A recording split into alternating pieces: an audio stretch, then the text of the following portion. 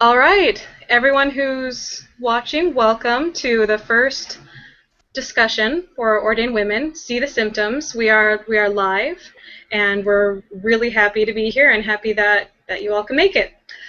So, right now we have with us as discussants. We have Ingrid, Jared, Nadine, Nancy, and Kate is on her way. So um, we're going to start with introductions, and let's see, Ingrid. Let's Yes. let's start with you. Would you be willing to tell us a bit about yourself and um, why you got interested in ordained women? Sure. So I am a recent graduate of Bryn Mawr College, and preparing right now to go on my mission to Baltimore. I entered the MTC in July, and I got interested in ordained women because it combines two things that I am very excited about, which are um, Mormonism and feminism, as well as a methodology of activism that I think is really important and great, which is nonviolent direct action. And I am really excited about the prospect of bringing more equality into my religious community. That's great. Wow, I didn't know you were going on a mission soon. Yep. Thank That's wonderful. How are you feeling? you. I feel great. I'm really excited. Good. Good. Well, thanks, Ingrid. And now we have Jared Anderson, who I'm so glad that he can make it. Jared, can you tell us a bit more about yourself? Sure, I live in Salt Lake. I teach religion at Westminster College, so I'm interested in this topic on multiple levels. I'm particularly interested in the future of religion, and so that is directly pertinent um, to ordained women. My wife, Katrina, had a very powerful and personal experience with feminism, and so that this is a journey that we've gone on together. And I have to admit that as far as ordained women goes, I was mostly drawn in because I have so many amazing friends that are involved. So lots of thoughts on it, and I'm glad to participate. Well, glad to have you. And you were there, right, for the priesthood session action on April Both of 5th? them. Yep. Yeah. Oh, in Last October year. too. hmm What was that like for you? Um, the first one was, I mean, they were both exciting in different ways. The first one was exciting, and the second one was a bit discouraging. I felt that with a lot, a lot of others. But I'm grateful to see change. I think I'll save further conversation for if we get to it later. But I'm Great. glad to be with so many amazing people with both of the actions for sure. Great. Thanks, Jared.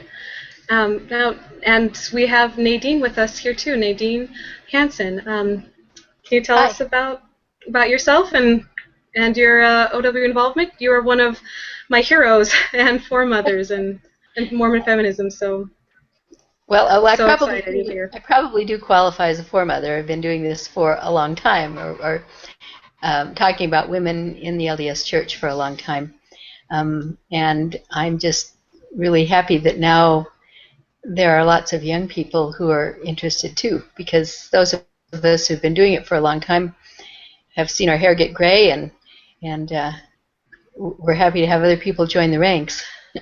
I was at both actions. Um, and now I'm happy to participate in the discussions. I'm so glad. I'll never forget you leading us in Come Come Ye Saints. That was such a spiritual experience for me. Good, thank you. And it looks like Kate Kelly is here. Great. Hi, Hi, Kate. everybody. I'm going to be panting because I just literally ran from the train. My name is Kate, and I'm the founder of Ordain Women. I, along with several other Mormon feminists, helped found Ordain Women and launched the website ordainwomen.org on March 17th, 2013. So it's been a little bit over a year since we launched the site and since we've been going, and now here we are. Yay. And last but certainly not least, we have Nancy Ross. Nancy, take it away. Tell us about yourself. Hi, that's all right. I'm Nancy Ross, and I'm on the executive board of Ordain Women. I'm in charge of the chair of the social media committee, and I came to the idea of the ordination of women by reading an academic book about the history of the ordination of women in the early church, not in the early Mormon church, but really in the early Christian church. And then about a year or two after that, Ordain Women sprang up, and as soon as I saw the link to Ordain Women and saw the website, I knew that I had to be a part of the movement, and I submitted a profile that very same day. And so that is how I came to Ordain Women. Thank you, Nancy. All right, Kate, I give it to you. Well, welcome everybody. I'm so excited. What we're sort of hoping with these discussions, the online version, is that people can join in who might not be in an area where they have other Mormon feminists in their neighborhood or in their area that they can meet with in person. The packets are designed, if you're just joining us for the first time and you haven't seen the discussion 1 packet, go ahead and go on the ordainwomen.org site under the Actions tab, and you can find the packets there and read through the packet. We're hoping the ideal would be to meet together with people in your area and have these discussions. But we wanted to have this online component as well so that anyone can join in no matter where they are, as long as they have internet access and speak English. So I guess that does limit us somewhat. So the idea behind the discussions is so that we kind of dive into the meat of several different things. Ordain Women, I think, in and of itself, the organization is a discussion and has become part of the catalyst for starting the wider discussion about women's ordination. And so what we're hoping is that through these discussions we can talk things out, we can sort of explore our own opinions and ideas, a lot of really great materials, and we can all think about these topics a lot more. So discussion 1 is called See the Symptoms, and is particularly designed so that we can talk about the symptoms we see growing up in a patriarchal culture or joining a patriarchal culture as a convert. And so we wanted to start off with something that kind of got the discussion going in a more lighthearted way.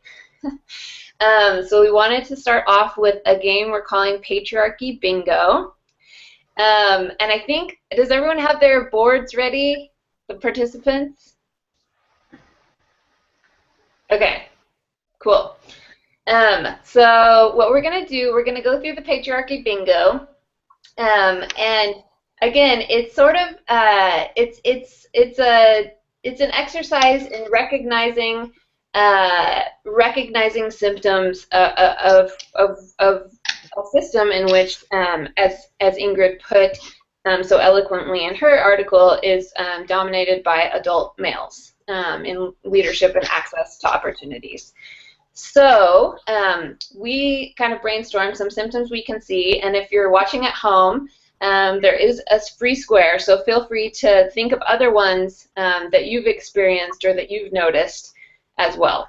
So, okay, everybody, I'm just going to read the ones I like best as the discussion facilitator, the ones that I thought were most compelling, I guess the ones I like least. So one of them is, in your household, your dad picked who prayed, and if he wasn't there, your younger brother would. Another one is, men taught you how to be a woman. Fatherhood was de-emphasized at church. And then in primary, most of the lessons and songs were about men. And then there's the corollary to that, which is the leaders you grew up learning about, singing about, and honoring were also men.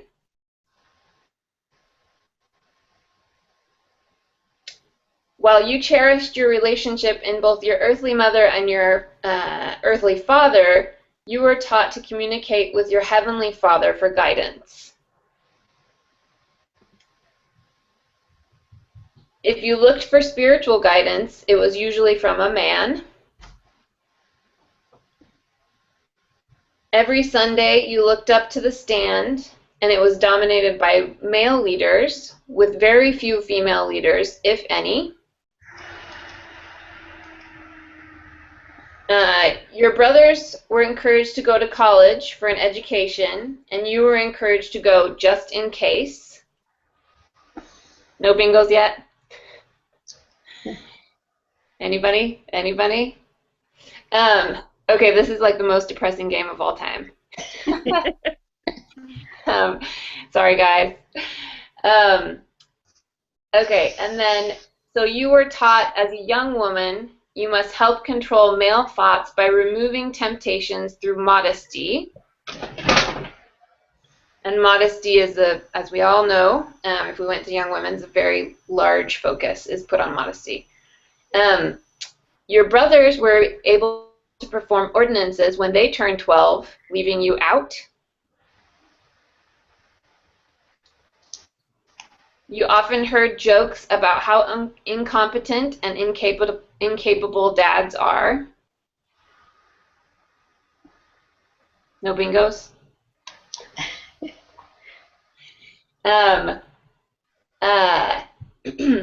More money and time was spent on boys in your ward than girls. Boy Scouts, Boy Scouts in young men's activities as opposed to young women's. There was more concentration put on controlling girls' dress standards than boys. Your dad presided over your mom. Oh, Kate, it looks like we have a bingo from someone who's watching. Yay! I also just got bingo. And Ingrid got bingo. I don't know if that's something to celebrate, but it happened. Okay, it's bittersweet. It's bittersweet. Okay, awesome. Well, Ingrid, since you got bingo, did you write one in the free square, or can you think of one that we didn't have on the bingo game? Okay, I'll have one. One that I thought of was that as a young woman, in my chastity lessons, I was not taught about my own sexuality, but rather about other people's, men and boys. That's a good one. Does anyone else want to share what they put in their free square?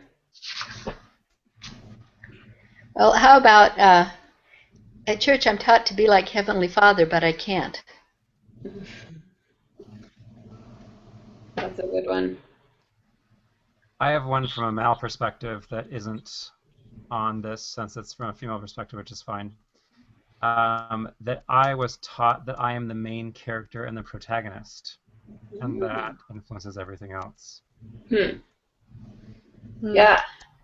Yeah, and along those lines, I had a shorthand for something that happened to me when I was in the Hill Cumorah pageant with my family, and I got one of the lead roles. Woohoo! But I was Nephi's wife, so I didn't even have a name. I was just Nephi's wife. Oh, Nephi's wife. So glorious. You don't even need a name. I don't know. I think I can think of a lot of them now. I feel like it's very, very difficult to think about these. It's just hard. Like, it's hard to identify these when you're so ingrained in the culture. Like, one of them is that if you get a toy or like a poster or something, the character in it is going to be a man. And I remember watching those. I don't know what they were called, but they're like the Book of Mormon cartoon series. Oh yeah, Living Scriptures? Yes, Living Scriptures. And for some reason, that was like the TV that we were allowed to watch on Sunday. I don't know. It was reverent. Same here. Mm-hmm. But those were all about men, and then like sometimes there were ancillary characters like wives, for example, unnamed wives, of course.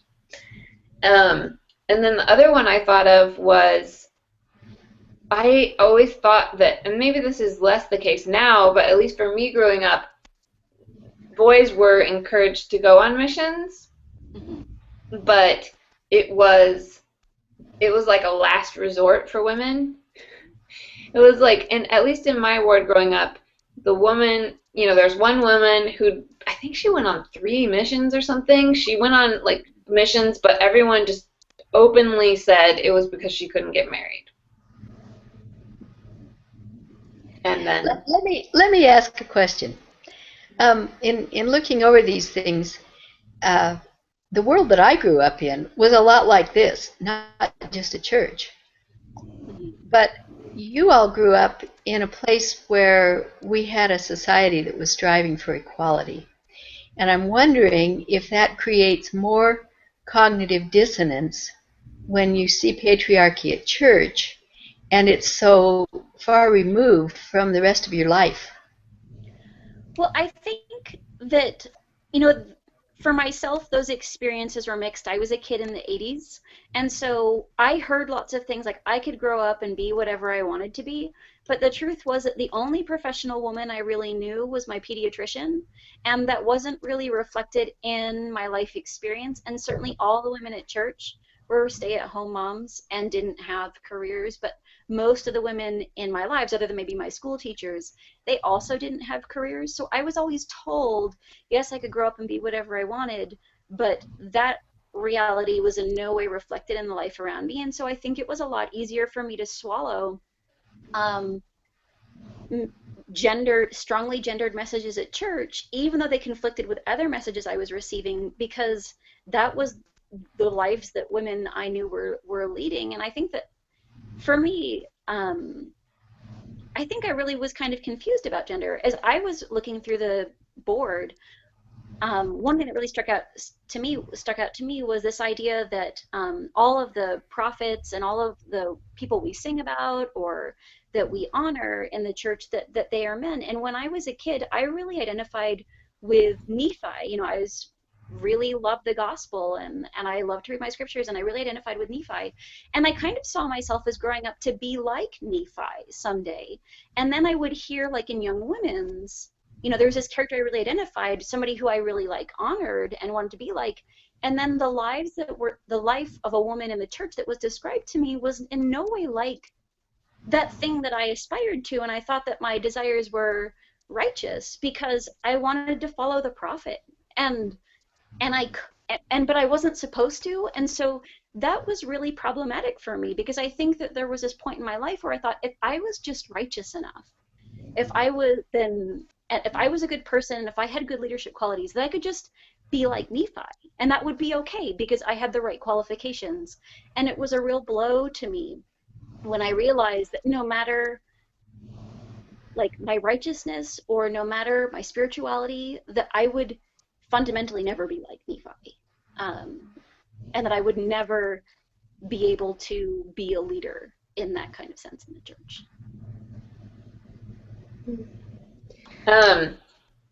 Okay, so man, this game is depressing. No, I think I don't know, it's really interesting to go through the exercise of acknowledging all these different things. And for me, Nadine, my mom was an attorney, and my parents were both converts, and so really I grew up in Oregon, where there aren't a lot of members of the church, and I feel like in like scrappier wards and branches and other places, it's like, we'll just take you because you come to church. There's like a little bit less stricter cultural enforcement.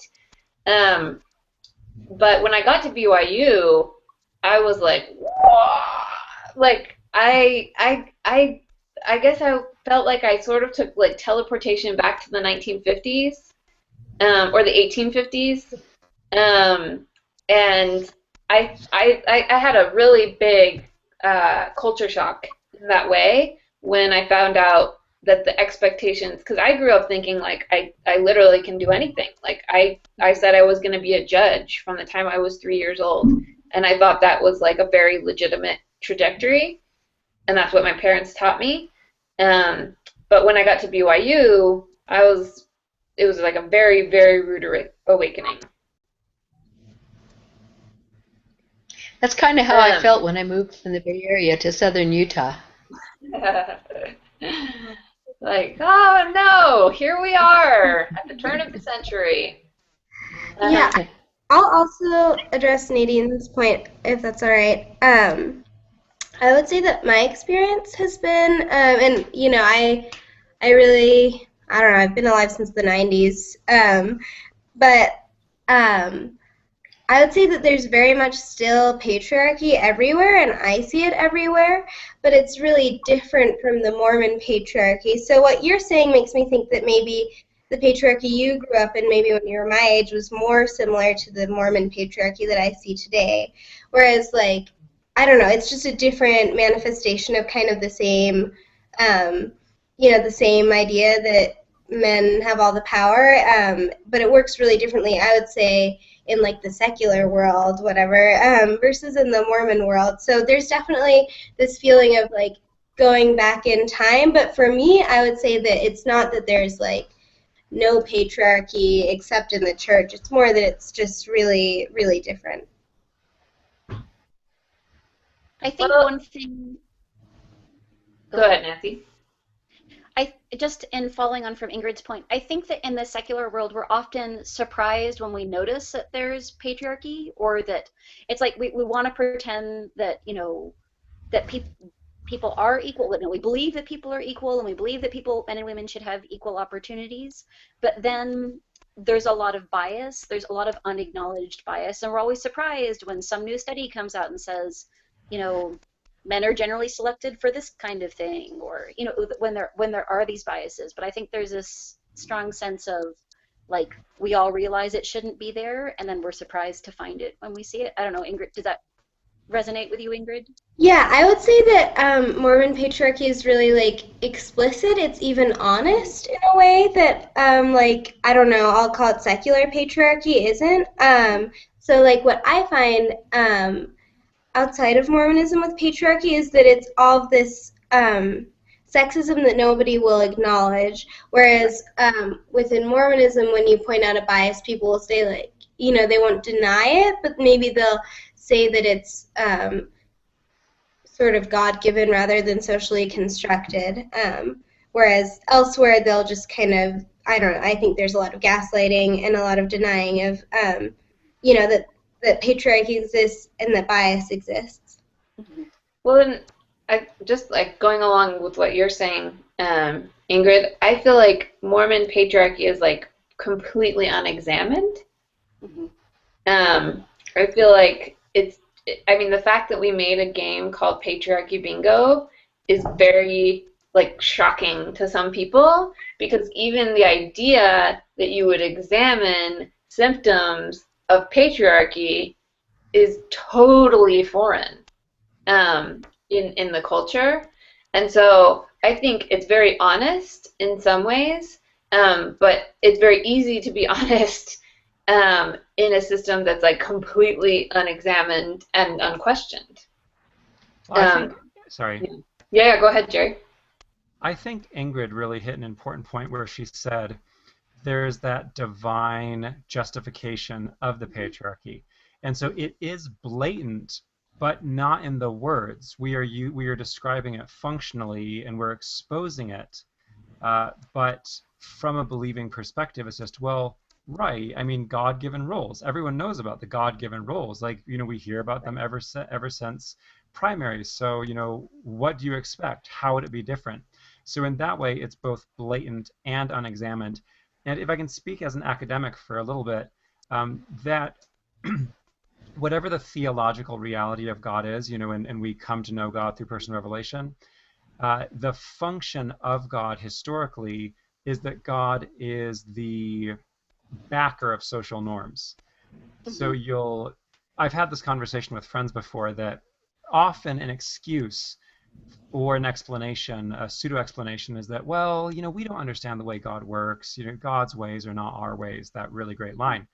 But the crazy thing is that when you examine the way God works a little bit, it's suspiciously like the way humans thought thousands of years ago, or decades ago, or 100 centuries ago, or millennia ago. And if you look at it analytically, that's what's going on, is that you have these older social norms because religion is by definition or by nature conservative. Um, you have these old social norms that have been validated theologically. So it's not patriarchal, it's not patriarchy, it's just the way it is. I start my world religion syllabus by saying, if you know one, you know none. And Dance of the Dissident Daughter talks a lot about that, that if you don't know anything else, it's just normal. And so this is why I think even Mormon women, thoughtful, intelligent, educated Mormon women, will defend patriarchy intensely because it is the God-backed norm. And I just want to chime in with a tweet that we have that I think goes kind of along with this from M. Lisa. What she put in her free square is a man and a woman give an opinion. The man is usually considered right. And so I think that goes along with it, with what we're saying, is even the fact that we're examining patriarchy or creating sort of an exercise for us to be able to examine patriarchy. If we give our experience and a man gives an experience, the man is right in our culture, and their experience, the corollary to that is that their experience is more valid. And so it doesn't, honestly, I mean, like, bless you, Jared, for being here and for all of our male allies. But for a lot of Mormon men, I think this privilege is like 1000% invisible to them. Like, it doesn't occur to them, like looking up on the stand, seeing only men all the time, hearing from only men, singing songs about only men, reading scriptures about only men, being the protagonist in every story, like, doesn't seem wrong to them because they're taught, as you said, that they are the protagonist and their experience is more valid. Can I make a quick comment about that? Yeah. Because this is staggeringly ironic, is even in feminist discussions, even in feminist groups, men get all bent out of shape when they are not the main characters. Oh, they do. And again, so what, as I was thinking about, if I can share really quick, the ways that patriarchy has impacted me. Granted, I have a lot of privileges because of patriarchy, but I was abused by my stepfather because he said, I have all the authority, everything I do and say is right, and it was also very church centered. I kid you not, we had a family home evening where he had the biggest flashlight. Like, Freud would have a field day with that. But he had the military police officer mag light, and because he had the biggest flashlight, he had the most authority. And we all had different size flashlights based on the authority we had in the home. But it was all like family home, evening centered, church centered. And so he really ran away with this idea that God has told me that I'm the most important person and you need to listen to me. Now, and then the other impact that patriarchy has had on me in my life is these deep expectations. So as you said, it's invisible, we take it for granted. Things like the fact that this took me years, even though I've been very hands-on in the domestic sphere, is I internalized the idea that my role is secondary in the domestic sphere. So I am helping out, I am nice, I am great when I cook. I hate that, fathers babysitting their own children. But I internalized that, where when I was busy and I had something to do, it was just normal that my wife watched the kids. But if she wanted to go somewhere, I need to babysit the kids. But I think one of the deepest one is this idea that men deserve the attention. And I don't blame even feminist men for this because it is so deep. But I have found it hilarious in feminist circles where men get really bent out of shape when they're told it's not about you. As a thoughtful post said, exactly. And the way that I like to put it again is that as a male ally, I'm not the main character. Like I can be a really good secondary role, but it's something I need to fight all the time. You know, it feels unusual. Like right now, I need to be aware and not to talk too much because we are socialized. You hear from men all the time, especially in church environments, but in broader society as well. Well, we appreciate our male allies, so we're glad that you're here. And eventually, all Mormon men we're hoping will be our male allies. And so I think I wanted to move on just to be conscious of time. Although I know that this is true, certainly true of me and probably of all Mormon feminists. We could probably talk about this for like 25 hours. So continue the conversation at home, everybody, or tweet or ask us questions on the Hangout if you have any. I wanted to move on to the thought exercises. And since we're a little bit short on time and everyone has the packet, I'm just going to explain the thought exercise without reading through it. Essentially, the thought exercise 1 is talking about what would happen if all men were absent from a congregation. What would happen? Would the services even be able to proceed? And the reverse. What if all the women were absent from any given Sunday? Did you guys have any thoughts about this? I mean, I'll start off. Oh, go ahead, Ingrid.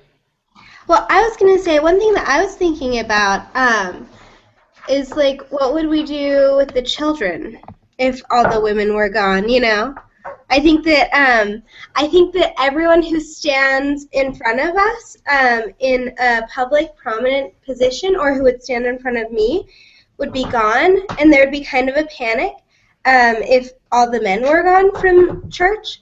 On the other hand, I think that if all the women were gone from church, there would still be kind of a panic, but it would be a really unexpected panic because I think that women are everywhere doing secret, invisible labor that doesn't really get honored or acknowledged in any real way. You know, I mean, there's like a lot of talk, but I think that We get a rose, Ingrid. We get a rose on Mother's Day. Yes, the rose on Mother's Day. Aside from the rose on Mother's Day, you know, I think that I don't know what the men would do without, you know, the primary leaders, the nursery leaders. You know, I think that so I think that all these sort of authoritative positions would still be occupied very well without the women, but there would be a bunch of labor that we don't even really think about. Even in designing this exercise, I think we didn't think about that wouldn't happen, and I don't know what we would do without that. That's a really good point. And I think Lori Winder-Stromberg says something really good, which is that women do execute a lot of the duties in their local congregations, but those duties are all delegated duties. And so I think you bring up a good point that women do a huge amount of the actual carrying out the congregation. It's just that those duties are delegated, so the people who are conducting, etc., wouldn't be there. And the thought I had is this. I mean, this was basically my mission, or certain areas of my mission, at least, where there would be maybe 1 or 2 Melchizedek priesthood holders in a branch. And so it was like a very realistic possibility that that guy wouldn't show up on one Sunday, or those 3 guys or whatever it is. So it's very difficult. Like, it's very, very difficult to run a congregation when you have whatever 30 women in the audience, but none of them can step up and lead the meetings or conduct interviews or do all the things that only men can do. Those branches and wards really, really, really struggle. So for them, it's not a thought exercise, basically, is what I'm saying. Right. Yeah, and for me, what struck out for me when I imagined specifically sacrament meeting is that anything that would require saving ordinances, like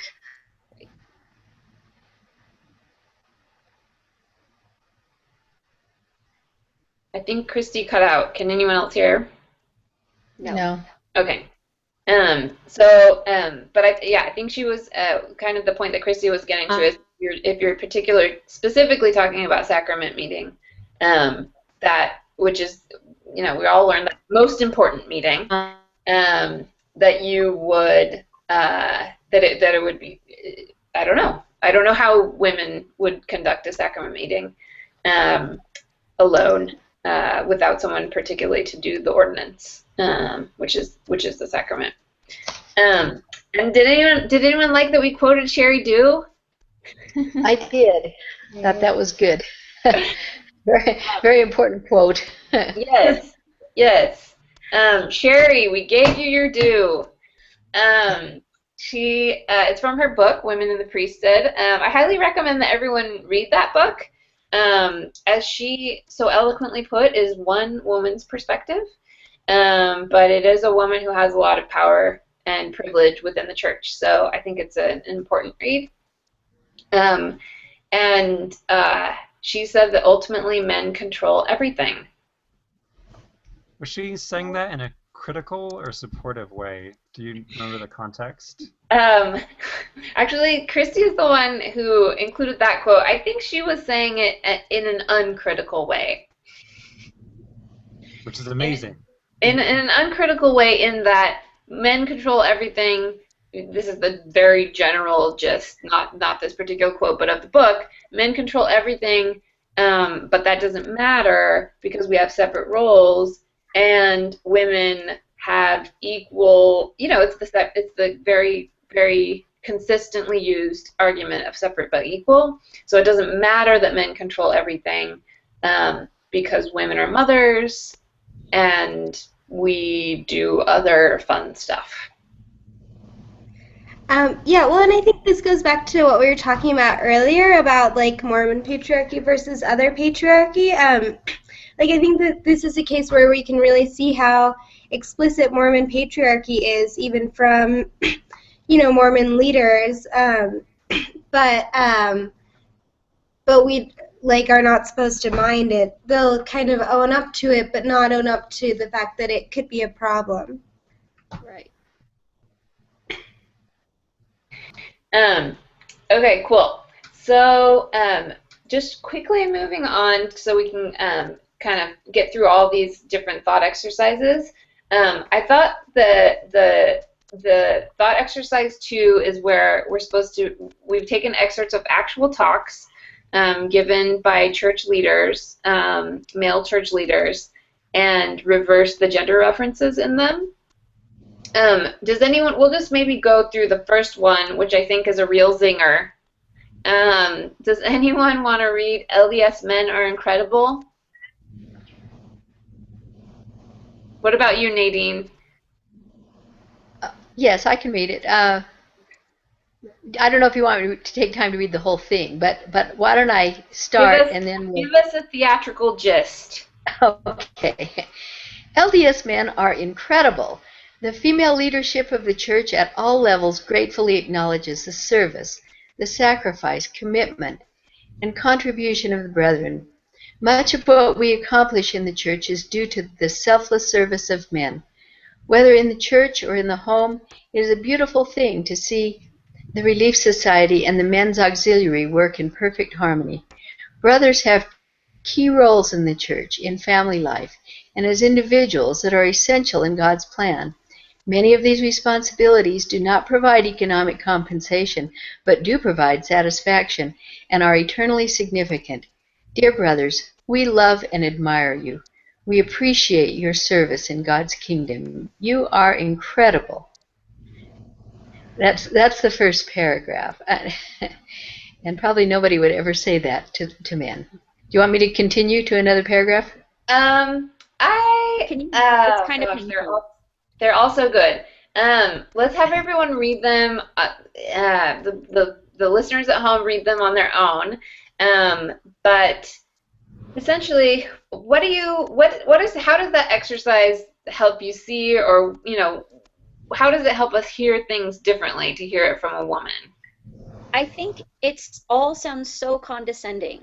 Like, it doesn't sound authentic or genuine. it sounds so condescending, and I feel like it's saying to women, like, you do so much important work, which we never really acknowledge, and you're so selfless, and we're going to continue to draw on your selflessness and expect it perpetually, and we're not going to give you a seat at a table, but you're great. You know, Mhm. and I feel like it's trying to give us praise, to kind of give people praise where what they really need is genuine recognition and, like, the ability to contribute to decision making. And I feel like paragraphs like that really undermine a real exchange of a real sharing of decision making, if that makes sense. Yeah. Um, Oh, sorry. Ingrid? Wait, if you have to keep reassuring women how wonderful they are, it means that you don't feel like you're getting that message across to them in any other way. So you have to keep saying it.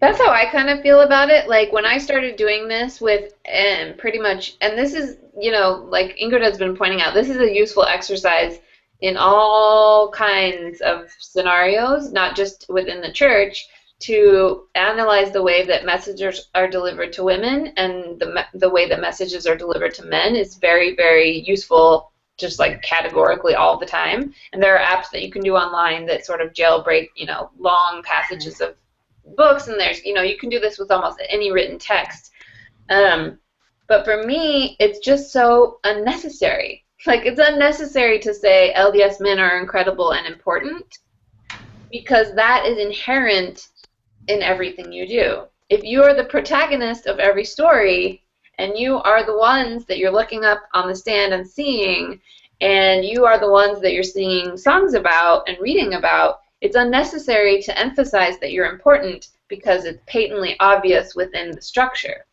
Right. The reason that it's so ridiculous to read it in the reverse and have women tell men that they're incredible is because they are so useful. You would never have to tell them. But the reverse is so patronizing.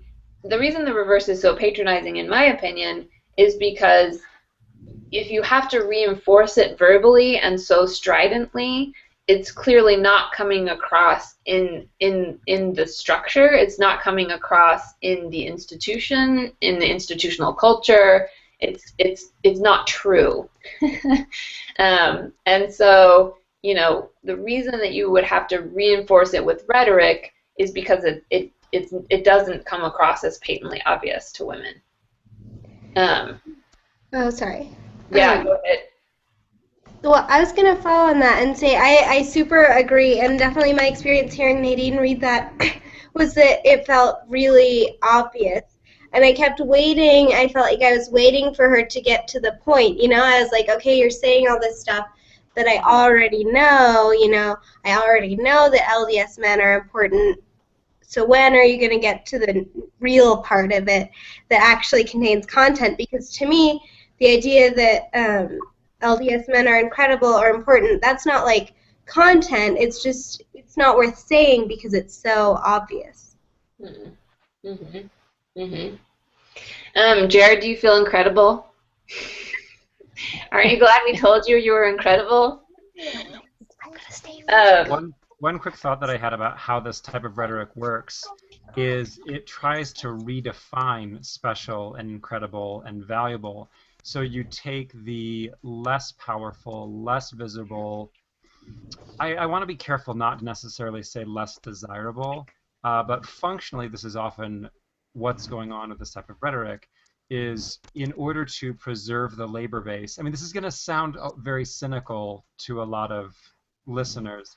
Um, I don't want to soften that. But functionally, this is often how it happens, where you rhetorically define a certain role as desirable. You're supposed to be so happy with this role because it's the one that God made for you. And so even though you may be miserable in it, that's your fault. And I want to be careful because so many people are happy, I love cooking, not that that's defined as my role.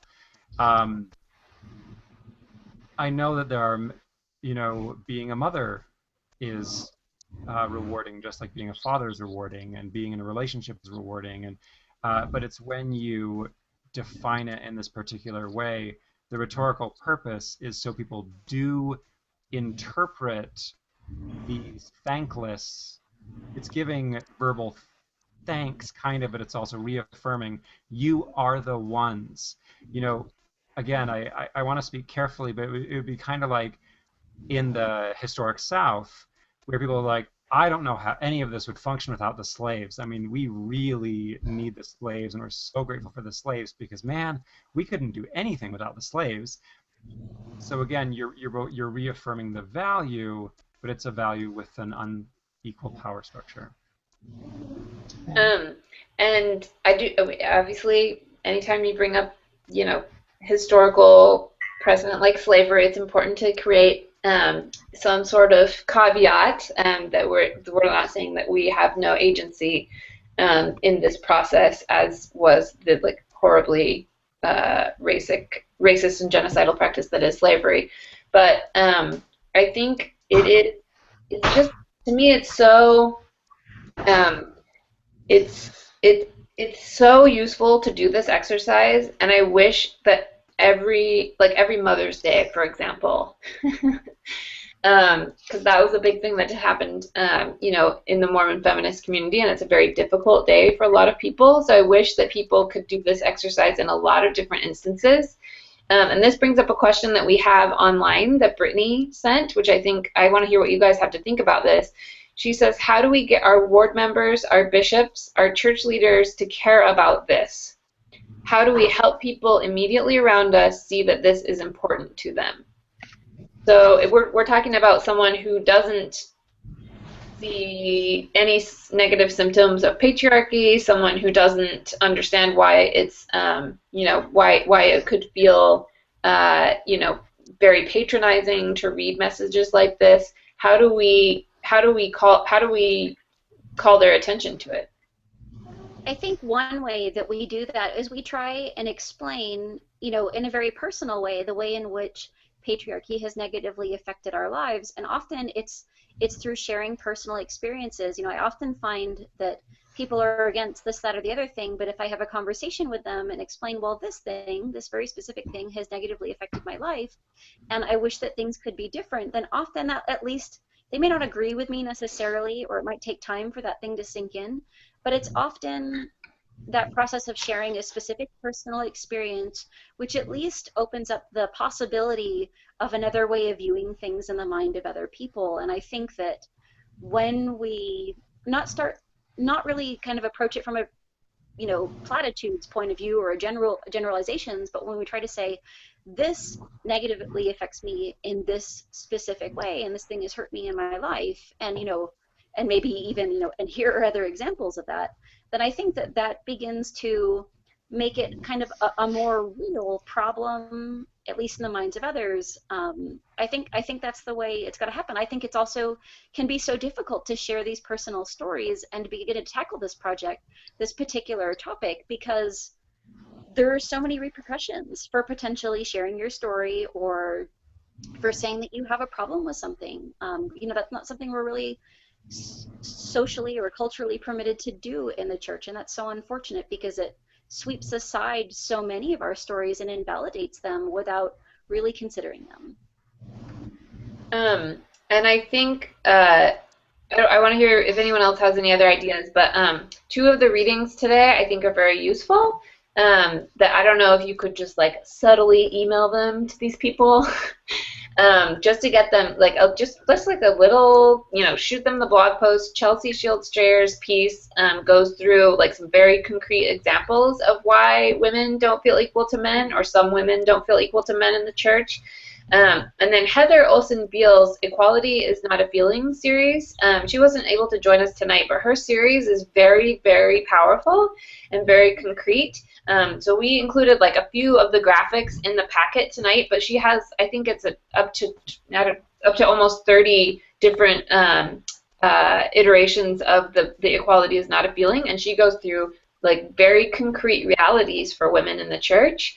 And so maybe share with them, I don't know if you're friends with them on Facebook, share with them on Facebook, or different things. I think in congregations, like Nancy said, it just you have to kind of feel out your safe space and figure out what conversations you can have with who, and that's just like always a delicate balance.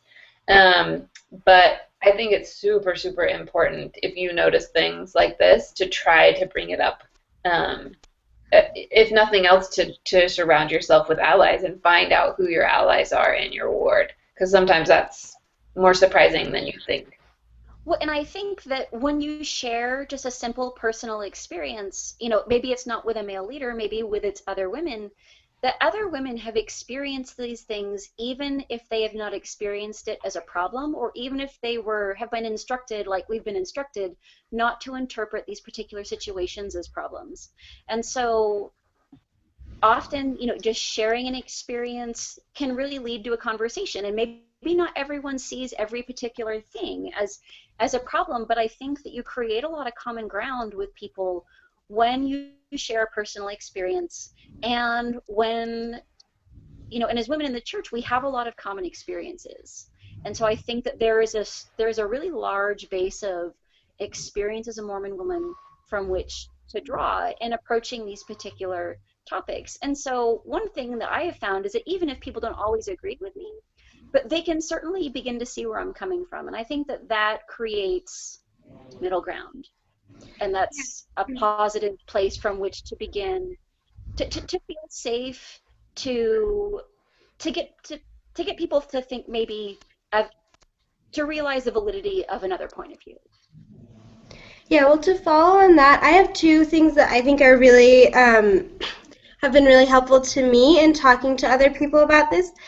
The first one is like being willing to kind of meet people where they are, and like find values that people already hold, and address the things that you've experienced from those points of view. For example, I think that most Mormons hold empathy as a positive value, and often when other people, especially other women, say to me, well, I don't feel unequal because I don't have the priesthood, for example, I try to say, you know, sometimes very explicitly, I am asking you to empathize with me. You know, I am asking you to see me as your sister, and to regard my pain as real. And I think that just finding, you know, finding values that people hold and addressing these issues from that position, rather than, you know, maybe saying like, you know, I find like priesthood to act in a hegemonic manner or whatever, you know, using values that people don't really recognize or hold. I think that can be really powerful, especially because I think for Mormon feminists, you know, at least for me, my feminism is and always has been really rooted in the gospel. And so I think being willing to return to that, you know, I think can be really helpful and really powerful. The other thing that I would recommend, I read Martin Luther King Jr.'s letter from Birmingham jail like once a week, probably. I think that it's excellent, excellent reading, both in rhetoric, and it's just really powerful in every way. And so I would recommend anyone who especially is dealing with religious people, trying to talk to them about your activism. I think that it has great rhetoric and is really powerful. And so I recommend that anybody read that for themselves and also give it to somebody else who's, you know, maybe struggling to understand them. I have a really quick comment. Yeah, go ahead, Jared. I think we need to think about the dynamics and what approaches will work best with dynamics. So, for example, if I, as a man, have a status calling, I can just do what I want. You know, I can put these things into place. I can say, oh, I've noticed that if I'm the young men's leader, you know, I could say in ward council, I've noticed that the budgets of young men and young women are different. You know, can we do something about that? Whereas I can't imagine anything I could say to my mother and sister about this. I just can't. Like, me as a male speaking to them as Mormon women who do not see any problems, there's nothing. I can't quickly imagine anything, and I don't even know if it would be appropriate for me as a man to say, I'm going to tell you about your own experience. So I think that is something Yeah. that women can do that I can't. I think for me, wait, Ingrid, are you going on a mission? Yes. That's awesome! Congratulations. Thank Um, you.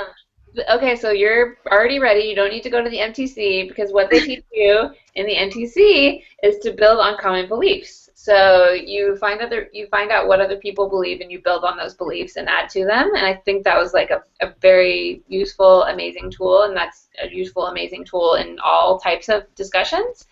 But the problem for me when I was on a mission, I served my mission in Barcelona, Spain, and the problem breaks down when you want to empathize and you want to listen to what people are saying, but you want them to arrive at a certain conclusion. Like, there's no, like, you read the Book of Mormon and it wasn't true and you're not going to join the church. Like, that's not, that's not in the discussions or Preach My Gospel. So I think we run into the same dilemma with ordained women, or at least I do sometimes, is that when I have a discussion with women, I'm not like, oh, okay, like whatever you think, you know. I have a very particular point of view. And I think these things are problematic, and I think that women should be ordained. So I think as much as we can, we need to empathize and accept their experience as valid, as long as they're not like gaslighting or saying that it doesn't exist, or saying that women have equal access to opportunity, which is just patently false. But if, for example, Jared's mom and his sister see that they're, women are not sung about and aren't on the stand and don't have equal access to opportunity, but they don't care, or it doesn't bother them, or they are fine with the way things are. For me personally, as like a very strong feminist and as a very like outspoken strong person in general, it's harder for me to be willing to accept that experience as valid. So I think that we, as much as we can, we need to come from that point. Like, this is what I experienced, this is my pain, these are my thoughts and feelings. But if you don't feel that same way, like, as long as you acknowledge that what I'm experiencing is real, I can acknowledge that you aren't an idiot or like blind or whatever, like I can acknowledge that your experience is equally valid. And I think, too, that so many of us who've come to this point of being a Mormon feminist or of supporting ordained women, or being a Mormon feminist and supporting ordained women, that for so many of us, it's been a journey. It's been a really long journey, and we're not really done with that journey. And so I can think of myself, dismissing the opinions of women, of other women who are maybe experiencing some of these difficult things, 5-6 years ago, and at that point I would have considered myself a feminist, but I just had not examined these things critically because I had been taught not to examine these things critically. And so I think too that when we're having these conversations and when we're seeing that people are resistant to our ideas, I think that we need to be patient with them, because certainly, at one point, maybe not so long ago, I was on the other side of that conversation, and that learning to see the damage of patriarchy and of this particular system and to understand it is no small task. And that takes a lot of time and a lot of thought and a lot of study. And that is something that, you can study like you study the gospel. And it's just a long process of understanding. It's a journey, just like faith and spirituality are a journey. And so I think that's, I may be more of like a diplomat by nature, and less like, this is my view, take it, and I've always, I try to be patient, and I think that so many of us who are here and present today, we really understand what it's like to be on the other side of that fence, and we need to use that experience of being resistant and to be conscious of that while we're having these conversations, because I think that if we're not sensitive in having these conversations, then they're not going to be all that successful. Yeah, so Nancy, see, we're showing that within the ordained women leadership, there's all kinds of personalities. I'd say I'm probably the least diplomatic of us all. That's okay. We need everybody. But I'm an attorney, so that's not always my job. Um, I I'm just like I think that these discussions are so important, and I hope that people who don't necessarily agree with women's ordination or aren't on the same page or whatever participate in them. I honestly hope that they do and that they feel comfortable, and that we can accept them at where they're at in the same way that they can accept us where we're at. Because in January of 2013, I was not openly advocating the ordination of women. I mean, Nadine has fought the good fight for a long time, so we can't say that of her. But we're all at a different place in our journey, and our journeys just don't take us. In the 11th article of faith, it says that we reserve the right to worship how we will, and we afford others that same privilege. So I think that can be true of our conversations as well. I did want to move in, since we're narrowing in on time. I did want to move on to the last point of discussion in the formal discussion, discussion one, which is essentially a little bit of what we've touched on. Ingrid says in her article that patriarchy is a system each of us is both complicit with and critical of at different times and in different ways. And so I want to kind of talk about, and I think this is important for this discussion and for feminists and for women in general, but particularly for ordained women. How is it possible to simultaneously benefit from and be discriminated against by an institution? Is that possible? And then the second one, that's sort of a corollary, is how can we cherish the parts of the gospel that we love and treasure while at the same time think critically about the ways in which we have been harmed or discriminated against? And I think that is that second one that is very, very, very difficult for a lot of people, and is very difficult. It's the main criticism against any member of ordained women is how can you have these questions, how can you say these thoughts, how can you think these things, how can you play patriarchy bingo, and also be a faithful, active member of the church who loves the gospel. So I have some thoughts about this, but does anyone else, how have you responded to that question? Because I'm sure everyone on this panel has gotten that question before. I have a thought. So I think that for me, one of my most treasured feminist practices is moving from a paradigm of either or to a paradigm of both and. And I think this applies to so many things. I think that it even applies to how feminists often want to address the idea of a gender binary, and how that may be a faulty way of seeing gender, as well as so many other binaries in our lives and so many other false dichotomies in our lives. And so I think that, when the church says, kind of maybe sends the message implicitly, either you're with us or you're against us, I want to push back on that and say I'm with you and I'm against you, and I think that I think that it's really important to be willing to kind of give yourself permission to agree and disagree at the same time. We really can have it all in that regard. One of my favorite quotes is when Walt Whitman in the when he says, I might misquote this, but he says, do I contradict myself? Very well, I contradict myself. I am large. I contain multitudes.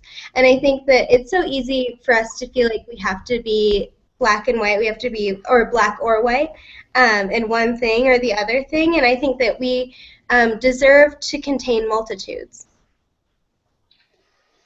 I think that our faith as Mormons, the restoration of the gospel was founded on the question of a 14-year-old boy who had studied out other religions in his mind and had thought critically about them and had taken his questions to God in prayer, and then got an answer, and then got a multitude of answers, and then formed our church, and we have the Book of Mormon. We have so many things as a result of questions, and we have a long tradition of bottom-up innovation in the church. All all church programs came as a result of people asking questions and trying new things. And it's a shame that a lot of those narratives have been erased from our history. But I like to think that when I am thinking critically and that when I am asking questions, I am simply following in the footsteps of Joseph Smith. And not because I'm trying to destroy my faith, but because I'm trying to make it stronger. And because, as Elder Uchtdorf said in the last conference, the restoration is not complete. And that for it to become further and for us to receive further revelation, we need to continue to ask questions. I don't believe that God just hands us answers on a silver platter, but we have to push and we have to ask. And that revelation and change are difficult, sometimes painful processes. But we should not think that all good things will just be handed to us. Sometimes we have to go through trials to get those good things. One thing that helps me love Mormonism critically is that I distinguish between problems with the church, problems with Mormonism, or benefits and problems, all the good and the hard, and problems of human nature.